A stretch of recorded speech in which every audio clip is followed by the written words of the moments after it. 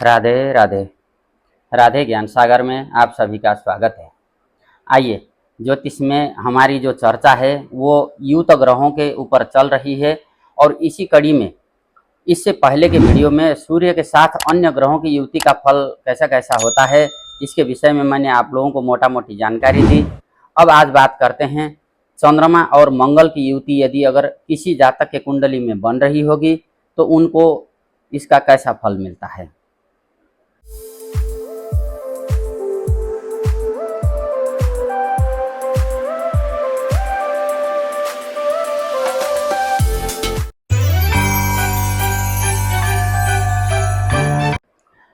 अब चंद्रमा और मंगल,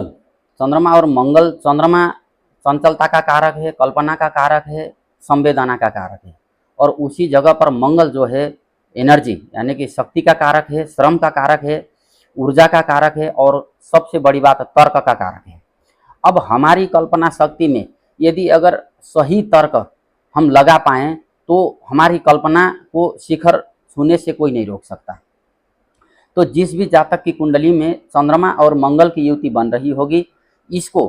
हमारे जितने भी ज्योतिष के शास्त्रकार हैं उनके द्वारा इसको लक्ष्मी राजयोग या फिर राज प्रसिद्ध योग के नाम से इसको जो है संबोधन किया गया है।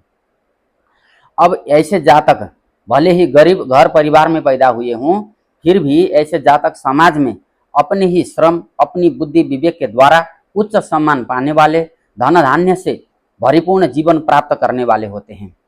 अनेकों तरह की उच्च पद प्राप्त करने वाले होते हैं। इसमें भी जो महत्वपूर्ण बिंदु हैं वो कुछ इस तरह से हैं, जैसे कि लग्न में, चतुर्थ में, दशम में, एकादश भाव में, पंचम भाव में या फिर नवम भाव में जिन किसी भी जातक की कुंडलियों में यह युति बनी होगी, ऐसे जातक के लिए ये युति बहुत ही शुभ फलदायी होती है। ऐसे जातकों का शरीर अच्छा रहेगा, सोचने समझने की क्षमता अच्छी रहेगी, धन का संतुलन बना रहेगा, आमदनी भी नियमित आमदनी के साथ साथ बैंक बैलेंस भी अच्छा बना रहेगा, भाग्य, धर्म, परोपकार, कर्मठ बनेंगे और सांस्कृतिक और आध्यात्मिक क्षेत्र में भी ऐसे जातकों का योगदान अधिकतर देखा गया है। अब यहाँ पर ये दोनों ग्रह योग कारक होने चाहिए, अर्थात शुभ फल देने वाले होने चाहिए। तीसरे, छठे, 8वें और 12वें भाव में यह युति यदि अगर बन रही होगी तो इस युति का पूरा अच्छा फल हम लोगों को नहीं मिल पाता है, क्योंकि छठा, 8वां और 12वां भाव जो होता है इनको दुष्ट स्थान अर्थात तीर्क भाव कहा गया है। यहाँ पर जो भी ग्रह जाते हैं वो अपने फलों की कमी कर देते हैं, अपना पूरा फल नहीं दे पाते हैं और हो सकता है कि खराब फल भी दे दें। तो इन जगहों पर छोड़ करके बाकी अन्य भावों पर यह युति बहुत अच्छा फल देते हैं। अब इन दोनों ग्रहों में से कोई भी ग्रह नीच के नहीं होने चाहिए और दोनों ग्रह जो है माराकेश भी नहीं होना चाहिए। माराकेश का तात्पर्य है कि द्वितीय भाव या फिर सप्तम भाव के अधिपति होकर के नहीं होना चाहिए। दोनों का अंश बल अधिक होना चाहिए, डिग्री वाइज दोनों को बल प्राप्त हुआ होना चाहिए और जिस भी भाव में इनका युति होगा उस भाव में किसी अन्य तीसरे ग्रह की युति नहीं होनी चाहिए। यहाँ पर कोई तीसरा ग्रह आकर के बैठ गया, अगर मान लीजिए कोई मित्र ग्रह आकर के बैठ गया तब तो शुभ फलों में वृद्धि जरूर होगी, लेकिन अगर कोई पापी ग्रह आ गया, शत्रु ग्रह आ गया वहाँ पर, या फिर पाप प्रभाव में आ गए या पाप ग्रहों की दृष्टि, शत्रु ग्रहों की दृष्टि यदि अगर पड़ रही होगी तो इनके फलों में कुछ कमी आ सकती है। ऐसा अगर हो गया, मान लीजिए चतुर्थ भाव में यह युति बन रही है और वहां पर किसी उग्र या पापी ग्रह की दृष्टि पड़ी तो संभवतः ऐसे जातकों की माता का जो स्वभाव होता है वो उग्र हो सकता है और इनका जो फल देने का जो सही समय है दोनों ग्रहों की महादशा, विंशोत्तरी, त्रिभागी दशा या फिर अंतरदशा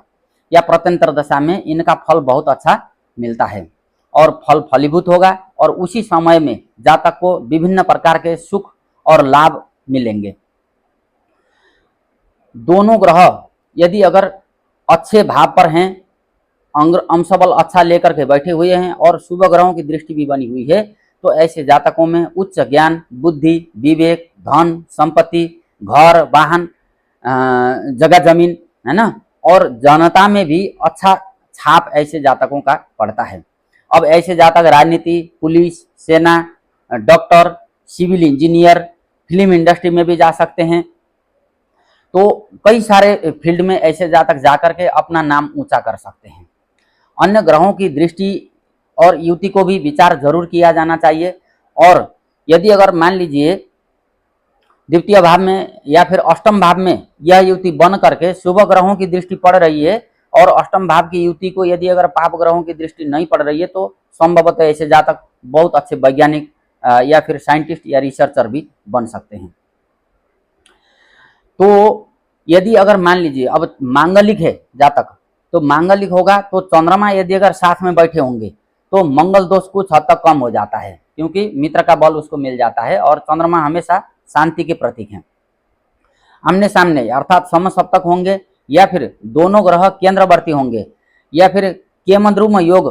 भंग हुआ होगा तो भी लक्ष्मी योग का निर्माण हो जाएगा। किसी न किसी फील्ड में उच्च पद प्राप्त होगा और उसी फील्ड के जरिए महालक्ष्मी योग का निर्माण होगा और वहां से धन संपत्ति प्रचुर मात्रा में ऐसे जातक कमा सकते हैं। ये दोनों ग्रहों की युति से उच्च पद